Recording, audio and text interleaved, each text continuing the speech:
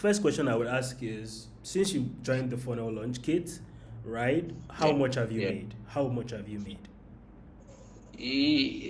That should be a total of in naira. That should be at least over 550. 550. Yeah. 550,000 naira.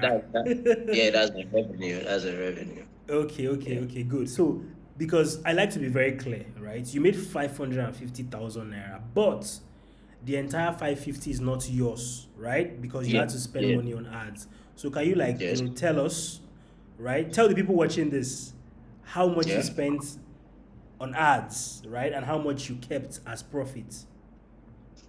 Well, I think on ads that should be at least like 300K. Yeah. So it's kind of like a 2x kind of thing.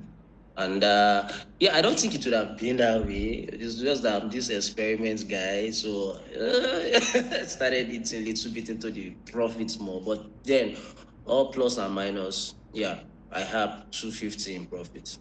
Okay, fantastic. And how long did it take you? That was roughly from the time I got into your course. Let's say about a month or so. Yeah, Okay, okay. yeah, So a yeah, month you were able to yeah, do about 250, 300,000 naira in profit and about yes, 550, yes, 600K in revenue. yeah, yeah.